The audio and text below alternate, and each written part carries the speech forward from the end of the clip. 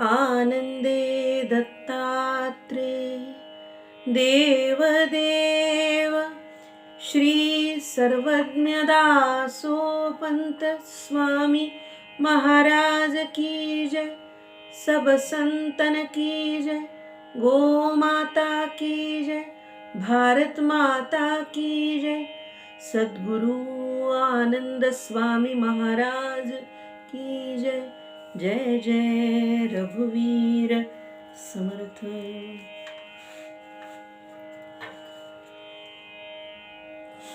ज्ञान आणि भक्ती या संदर्भाने त्या भक्तीचा आनंद वर्णन करताना दासोपंत म्हणतात, उच्चे घोषे प्रगर्जन शरीरे करी नर्तन तेणे आनंदे मन बुडवून जाय। अशा प्रकारची अवस्था ह्या तुझ्या नामस्मरणाने, तुझ्या भजनाने, तुझ्या संकीर्तनाने, भक्तिप्रेमाने होते। आणि या अवस्थेचं वर्णन ते पुढे करतायत। पुढच्या ओळीपासून आपण सुरुवात करू। लोकेशणा गेली पळोनी उगाची प्रवर्ते गायनी युक्तायुक्त न म्हणूनी स्तुती करी। लोकेशणा गेली पळोनी, लोकलाज, लोक काय म्हणतील, लोकांचा विचार हा मनातून पळून गेलाय, हा विचारच नाहीये। आणि मग उगाच प्रवर्ते गायनी, उत्स्फूर्तपणे उल्हासाने स्वयंस्फूर्त देवाची स्तुती गाण्याची इच्छा होते।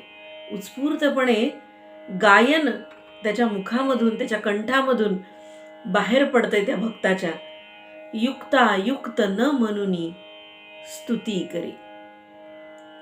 हे गायन, हे वागणं योग्य आहे अयोग्य आहे, देवाला संयुक्तिक आहे का ते करणं, की न करणं योग्य आहे, काय माहिती नाही।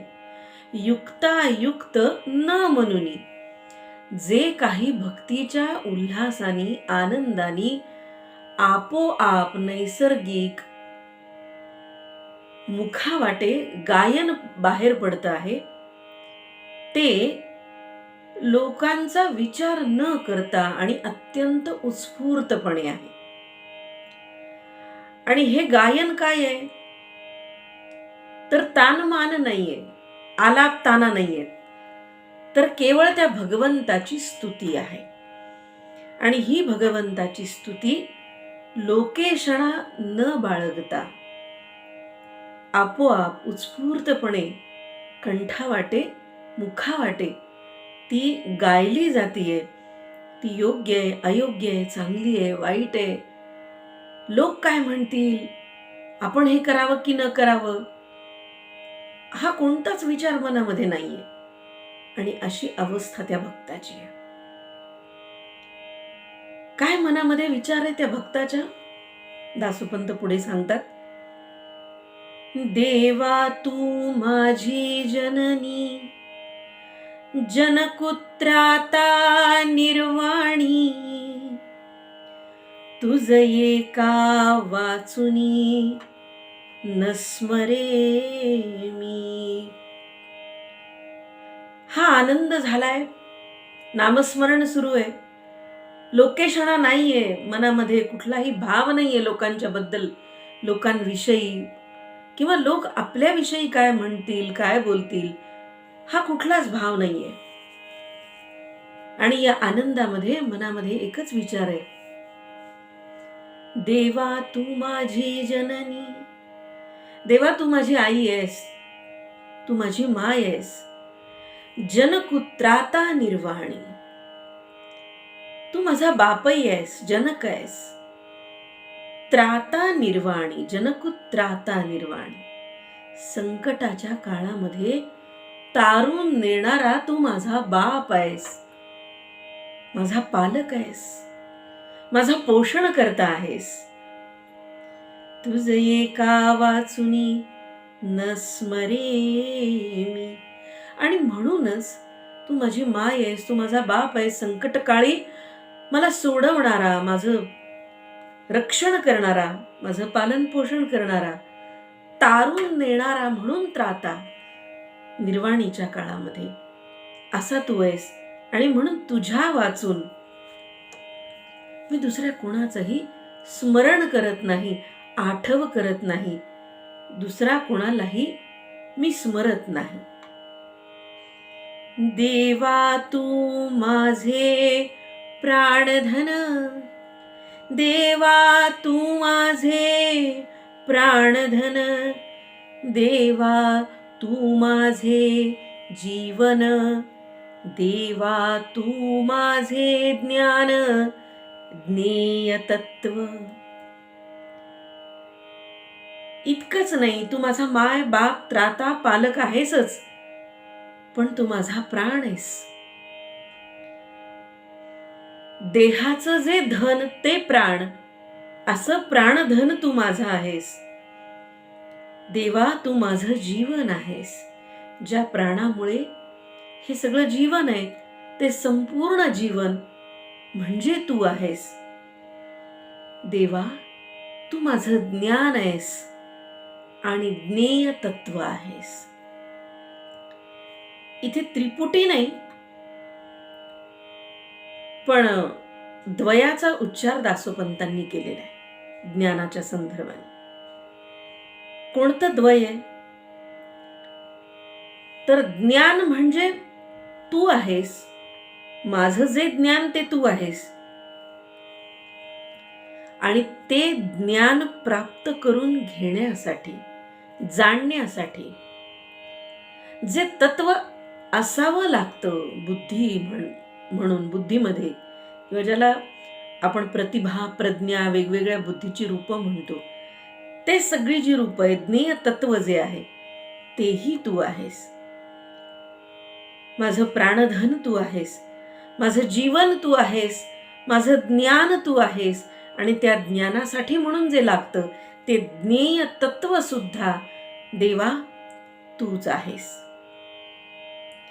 देवा तू माझा योगू, देवा तू माझा योगू, बहिरंगू अंतरंगू, तुझशी माते वियोगू मरण होये. आणखी काय आहे? देवा तू माझा योग आहेस. कोणता योग आहे? तर हा योग त्यांनी 2 शब्दांच्या मध्ये फार सुंदर, संक्षिप्त, तरीही मोठा अर्थ सामावलेला, व्यापक असा शब्द योजलेला आहे. ते असं म्हणतात, देवा तू माझा योगू अंतरंगू बहिरंगू. अंतरंगामधला जो माझा योग आहे तो तूच आहेस, आणि बहिरंगाचा जो योग आहे तोही तू आहेस. आता खरं म्हणजे इथे थोडंसं चिंतन आपण केलं तर लक्षात येतं की अंतरंगू आणि बहिरंगू तू आहेस याचा अर्थच इतका आहे की मनाने जे काही करायचंय, मनाचा जो योग आहे, ज्याला ध्यान, धारणा, साधना, मानसपूजा, कितीतरी प्रकार आहेत, ते सगळे तूच आहेस. आणि बहिरंगू, ज्याला जप, तप, कर्म, जी साधना बाह्य अंगाने केलेली दिसते, ज्याला कर्म म्हणूया, कर्म साधना म्हणूया, किंवा ज्ञानाचाही त्याच्यामध्ये विचार येतो. कर्म, भक्ती, ज्ञान, योग या सगळ्या गोष्टी 4 मार्गांनी जाताना त्या प्रत्येक गोष्टीचे 2 भाग नक्की पडतात. ज्ञान जरी घेतलं तरी अंतरंगी आणि बाह्यरंग त्याला आहे. भक्ती करताना अंतरंग आहे, त्याला बाह्यरंग आहे. कर्म करताना हाताने जरी तुम्ही कर्म करत असाल तरी तुमचं मन म्हणजे अंतरंग, त्यात नसेल तर त्या हाताच्या कर्माला किंवा बाह्य कर्माला अर्थ उरत नाही. म्हणजे त्याच्यातही दोन भाग आहेतच. योग साधनेमध्ये योग करताना शरीर क्रिया जरी तुम्ही करत असाल तरी अंतरक्रिया तिथे महत्वाची मानलेलीच आहे. म्हणजे चारही मार्गाने तुम्ही कोणताही मार्ग स्वीकारा, या दोन्हीही अंतरंग आणि बहिरंग या द्वयानी ती प्रत्येक क्रिया, प्रत्येक प्रक्रिया, प्रत्येक साधना, प्रत्येक कर्म किंवा मार्ग असं म्हणूया आपण, तो मार्ग या दोन रंगांनी, ज्या दासोपंतांनी वर्णन केलं त्या दोन रंगांनी समाविष्ट झालेला आहे.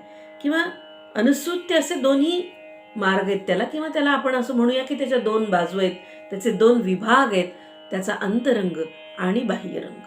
कुठल्याही साधनेचा किंवा जे चार मार्ग आपण विचार करतो त्या मार्गातल्या या प्रत्येक मार्गाचे हे दोन विभाग आहेत. आणि या विभागामध्ये ते देवाला असं म्हणतात की कुठलाही मार्ग करा, कुठलाही योग करा, यातला त्यातले दोन्हीही विभाग म्हणजे अंतरंग आणि बाह्यरंग ते तू आहेस. तुझसी माते वियोगू मरण होय. आणि असा तू सर्व व्यापी, सर्वत्र व्यापलेल्या माझ्या आयुष्यात, माझ्या जीवनात, माझ्या प्राणात, माझ्या क्रियेत, माझ्या वचनात, वाचनात आणि सगळ्या माझ्या एकूणच जीवनाला व्यापलेला तू, तुझा वियोग म्हणजे मला मरण आहे. तुझसी माते वियोगू मरण होय. तुझा जर वियोग झाला तर देवा ते मला मृत्यू समान आहे, ते मरणा समान आहे.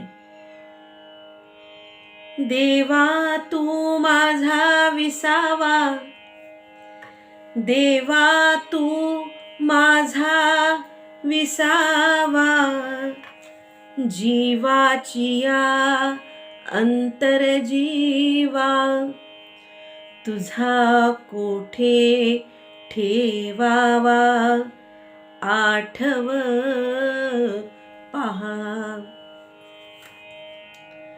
तू माझ्या जीवाची विश्रांती आहेस. विश्रांतीचं माझ्या जे स्थान आहे ते म्हणजे तू आहेस, माझा विसावा आहेस. जीवाची या अंतरजीवा, फार सुंदर गाभ्यातला शब्द आपण म्हणूया की जीवाचं जीवन असं आपण म्हणतो ना, जीवाचा जीव, माझ्या जीवाचा जीव आहे, काळजाचा तुकडा आहे असं म्हटल्यासारखं. जीवाची या अंतरजीवा म्हणजे जीवाचा जर एक कोश असं गृहीत धरलं तर याचं अनावरण करून, याला अनावृत्त करून आतला जो गाभा आहे सगळी आवरण काढून आतली जी जीवी आहे तो म्हणजे सुद्धा माझा तू आहेस. म्हणजे जीवाच्या आतला माझा जो जीव आहे तो तू आहेस. इतक्या आत आहेस, इतक्या खोलवर तू आहेस असा सांगण्याचा उद्देश. तुझा कोठे ठेवावा आठव पहा. आणि असा तू, तुझं जे स्मरण आहे, तुझा आठव आहे ते मनामध्ये कुठं ठेवावं बरं? किती आत खोलवर ठेवावं? तुला कुठे जपून ठेवावं? असा प्रश्न त्यांनी विचारलाय दासोपंतांनी. खरंच देवा, इतका तू अंतर्बाह्य व्यापलेला आहेस. जीवाच्या आत तू आहेस, अंतरंगात तू आहेस आणि माझं बाह्यरंगही तू आहेस. मला खरंच सांग, तुझं स्मरण, तुझी आठवण खरंच कुठे ठेवू?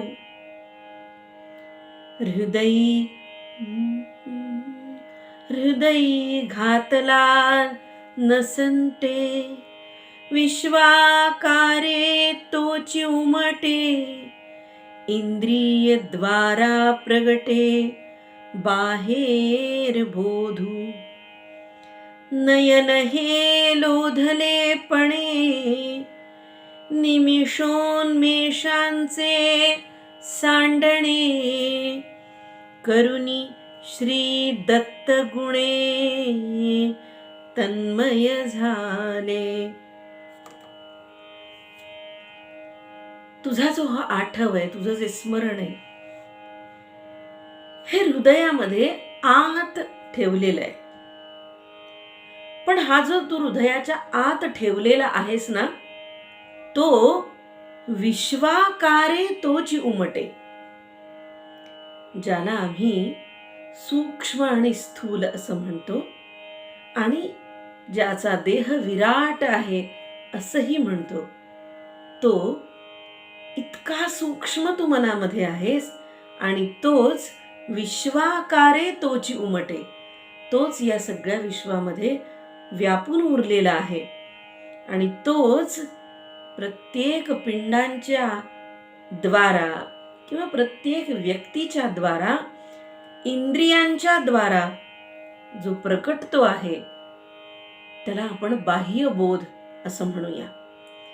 अंतर्बोध आणि बाह्यबोध या दोन्हींचं सूचक वर्णन दासोपंतांनी इथे केलेले. अंतरंगामध्ये सामावलेला श्री दत्तात्रेय, तो कुठे भासतो? तर तो हृदयामध्ये मावत नाही असा आहे, जेव्हा त्याला भक्तीचा आनंद होतो. आणि आपला देहाचा बाह्यरंगाचा जो भाग आहे, ज्याला आम्ही प्रकटीकरण म्हणतो, व्यक्तीकरण म्हणतो, किंवा हे सगळं जे विश्व आहे त्याचं जे सगळं चलनवलन आहे, त्याचं प्राकट्य आहे, हा गाडा जो चालतोय विश्वाचा, त्या विश्वाचा गाडा चालण्याला बाह्यबोध असं दासोपंत म्हणतायत. नयन हे लोधलेपणे निमिषोन्मेषाचे सांडणे, करुणी श्री दत्त गुणे तन्मय झाले. माझे हे जे डोळे आहेत ना, हे तुझ्यावरती लुब्ध झालेले आहेत, आणि अत्यंत लुब्ध होऊन ते तुझ्याकडे पाहता आहेत. कसे बघतायत? तर निमिषोन्मेषाचे सांडणे. पापणी लवण्याच्या जितका जो वेळ लागतो, पापणी लवण्यासाठी जितका वेळ जातो, त्याला निमिष असं म्हणतो आपण. दासोपंत असं म्हणतात की निमिषोन्मेषाचे सांडणे, म्हणजे त्या पापणीला उघडमीटही करावीशी वाटत नाही. उन्मेष उघडणे, निमिष झाकणे. डोळ्याची उघडझापही करावीशी वाटत नाही. उघडझाप करण्याचंही माझ्या डोळ्यांनी सोडून दिलं, आणि माझे डोळे श्री दत्ताच्या गुणामध्ये तन्मय झालेत ते बघण्यामध्ये. नयन हे लोधलेपणे निमिषोन्मेषाचे सांडणे, करुणी श्री दत्त गुणे तन्मय झाले. माझे डोळे उघडमीट करण्या इतका सुद्धा वेळ वाया घालवू नये म्हणून, किंवा ते सोडून देऊन, उघडमीट करायचं सोडून देऊन, केवळ तुझ्या श्री दत्ताच्या गुणामध्ये तन्मय होऊन गेलेले आहेत. सतत अव्याहतपणे, अखंडपणे डोळ्याची पापणीही न मिटता उघडता ते तुझं रूप पाहत आहेत. प्रेमाचे स्वरूप होय क्लेश तेही आनंदमय, भक्ता भक्ती विषयक कार्य करीत असता. इतकं तन्मय झालेलं मन, इतके तन्मय झालेली इंद्रिय, डोळ्यांनी बघितलं, डोळ्यांचं लोधलेपण दासोपंत वर्णन करतात. आणि ते असं पुढे म्हणतात की प्रेमाचे स्वरूप होय. इतकं प्रेम की ते संपूर्ण स्वरूप होऊन गेले तुझं. आणि मग त्या प्रेमामध्ये, त्या भक्तीमध्ये क्लेश तेही आनंदमय. जर काही वेदना झाली, त्रास झाला, दुःख झालं, क्लेश झाला, तर तुझ्या या स्वरूप प्रेमाच्या आनंदामध्ये तेही आनंदमय वाटायला लागतो. तो क्लेशही सुख वाटायला लागतं, ते दुःखही सुख होऊन जात. भक्ता भक्ती विषयक कार्य करीत असता. आणि हा जो भक्त आहे तो जेव्हा भक्ती विषयक कार्य करतो, म्हणजेच तुझ्यावरती प्रेम करतो, भक्ती करतो, तुझ्या नामसंकीर्तनामध्ये देहभान विसरून लोकेशणा याचा विचार न करता जेव्हा तो आनंदाने नाचतो, जेव्हा तो अंतर्गाभ्यामध्ये तुला हृदयामध्ये स्थापित करतो, अंतर्बाह्य स्वरूपामध्ये तुलाच बघतो, विश्वाकारामध्ये, विराट रूपामध्ये आणि सूक्ष्म देहामध्ये, जेव्हा त्याला फक्त तू दिसतोस, डोळ्याची पापणी लावणार नाही आणि उघडणार नाही, इतकाही त्रास, इतकाही वेळ न दवडता केवळ तुला पाहतो, तेव्हा हे जे स्वरूप पाहणं आहे, ते पाहणं म्हणजे स्वरूप प्रेम आहे. आणि हे प्रेम करताना त्याला इतका आनंद होतोय की कुठलंही दुःख, कुठलाही क्लेश, कुठलीही वेदना त्याला ती आनंदमय वाटायला लागते. आणि असा तो भक्त, खरा भक्त, जो भक्तिविषयक काम करत असतो, की ज्याला दुःखही, वेदनाही सुख वाटावं, आनंद वाटावा. आनंदेची प्रनर्तन. आणि मग तो काय करतो, त्या दुःखामध्ये, त्या वेदनेमध्ये सुद्धा ती वेदना त्याला दुःख वाटतच नाही, सुख वाटत. आणि या सुखामध्ये आनंदेची प्रनर्तन, आनंदेची प्रगर्जन, आनंदेची प्रवर्तन, सेवेचा ठाई. आणि मग आनंदाने तो नर्तन करतो, नृत्य करतो, आनंदाने तुझ्या नामाचा घोष करतो. प्रनर्तन, प्रगर्जन आणि प्रवर्तन असे 3 शब्द मोठे हेतुपुरस्सर त्यांनी वापरले.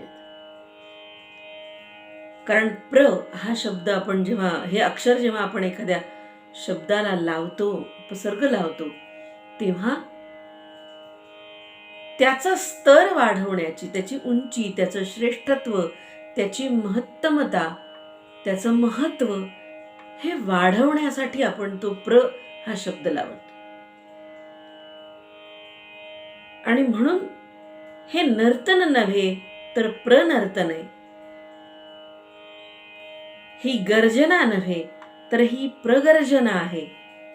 आणि आनंदेची प्रवर्तन सेवेच्या ठाई.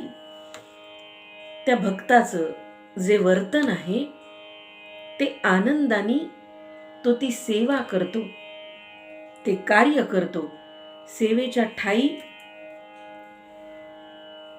त्याचं जे वर्तन आहे देवाच्या ठाई, सेवा करतानाच घडलेलं त्याच्याकडून वर्तन, ते अत्यंत आनंदाने तो ते देवाची सेवा करतो, ते काम करतो. आणि म्हणून आनंदेची प्रनर्तन, आनंदेची प्रगर्जन आणि आनंदेची प्रवर्तन सेवेच्या ठाई. आपल्या आराध्याची, आपल्या देवाची, दत्तात्रेय प्रभूंची सेवा करताना तो आनंदाने नाचतो, आनंदाने गर्जना करतो, नामस्मरण करतो. आणि आपलं वर्तन हे अत्यंत सात्विक असून ते कायम आनंद स्वरूपाचं, आनंदाचं, सेवेचा भाव, आनंदाचा, अशा प्रकारची सेवा तो करतो. 100 ओव्या आज आपण पूर्ण केल्या. उद्या ज्ञानेश्वर प्रास्ताविक कसं करतात, दासोपंत प्रास्ताविक कसं करतात, तुलनात्मक थोडीशी चर्चा उद्याच्या भागामध्ये आपण करूया. आज इथेच थांबते. आनंदे दत्तात्रेय देवदेव श्री सर्वज्ञ दासोपंत स्वामी महाराज की जय. सद्गुरु आनंद स्वामी महाराज की जय. जय जय रघुवीर समर्थ. धन्यवाद.